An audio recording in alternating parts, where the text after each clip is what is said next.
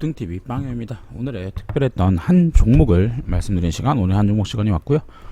자, 오늘은 대정화금, 어제 제가 말씀드렸던 대정화금에 대해서 간단하게 말씀을 드려보도록 하겠습니다. 뭐 아시다시피 대정화금이 장중에 아주 좀 좋은 공시를 내면서 오늘도 상한가를 갔고요. 제가 어제 종가 어제 말씀드렸던 요 라인 부분 오늘 정확하게 지켜주면서 슈팅이 났습니다. 그래서 제가 말씀드렸던 요 부분을 잘 보셨던 분들은 아마 매집을 충분히 매수를 할 수 있는 포인트가 있었을 겁니다. 오늘 볼 수 있는 공시는 무엇이었냐 했을 때 SK케미칼이 덱사메타손 재료 업체에 대정화금과 조인트 벤처를 설립했다라는 내용이 나오면서 장중 급등을 했고요. 좀 공시를 좀 자세히 한번 보도록 하겠습니다. 사실 공시를 본다면 우리가 생각하는 그런 컨셉은 아니란 걸 알 수 있습니다. 물론 SK케미칼과 합작하는 것은 어떤 글로벌 브랜드와 이제 같이 하는 거기 때문에 중요합니다. 하지만 내용을 보시면은 뭐 전자 소재라든지 뭐 이런 것 한다고 나와 있지 않습니까? 그래서 보시면 뭐 반도체 전자 소재, OLED 전자 소재, 또 뭐 다양성 확보, 또 KF 이런 게 이제 그 반도체 그거든요. 그래서 이런 걸 한다라고 나와서 이제 급등을 했는데 그렇다면 우리가 시장이 원하는 테마는 무엇일까 했을 때 원래 덱사메타손이 뭔가요? 코로나 치료제죠. 그리고 또 SK케미칼이 갖고 있는 자회사가 뭘까요? 그랬을 때 SK바이오사이언스가 가장 핫한 화두이지 않을까 싶습니다. SK바이오사이언스가 상장하기가 아직 많이 남아있는 상태에서 대정화금이 이런 좋은 호재를 만나게 되면서 시장은 대정화금을 이제 SK바이오사이언스 관련주로도 엮으려는 시도를 보이고 있다고 저는 보고 있습니다. 따라서 우리가 주가가 어떻게 될지에 대해서 이제 고민을 해 보셔야 되는데, 뭐 아시다시피 이렇게 보통 이렇게 연달아서 급등한 종목들은 조정을 받기 마련입니다. 물론 내일 추가 슈팅이 나오게 되면 단기 뭐 내일 5만원까지 올라가게 되면 제가 어제 냈던 구간에서 제가 8월 20일 날 내지 않았습니까?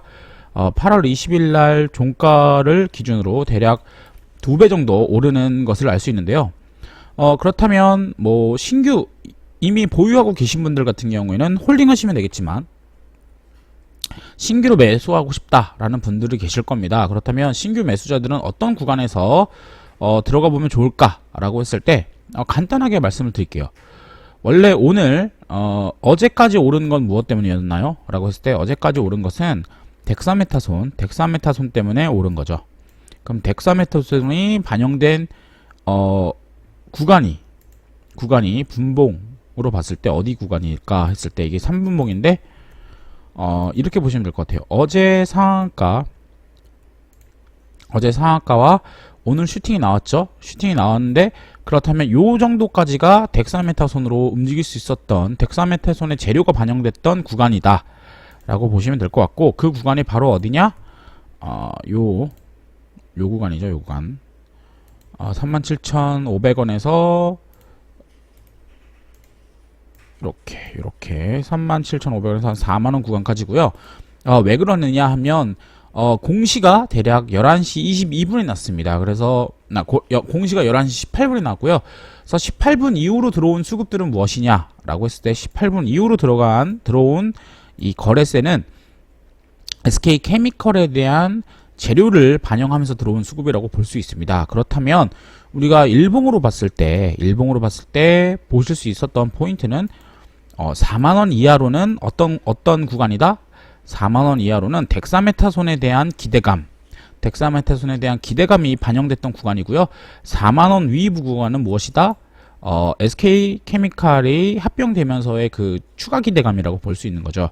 물론 SK케미칼 기대감과 또 덱사메타손이 당분간 코로나 치료제가 나오지 않는다면 추가로 상승할 여력이 있기 때문에 그렇다면 우리는 4만원 이하로 빠질 수가 있을까라고 고민을 해보셔야 됩니다. 그래서 제가 말씀드렸던 게 다시 볼 수 있을까 4만원이라고 얘기를 드렸고요. 뭐 그렇다면 우리가 신규 매수자분들은 대략 어느 지점에서 내가 마음 편하게 매수할 수 있을까 라고 했을 때 3분봉으로 봤을 때 두 구간이 나옵니다.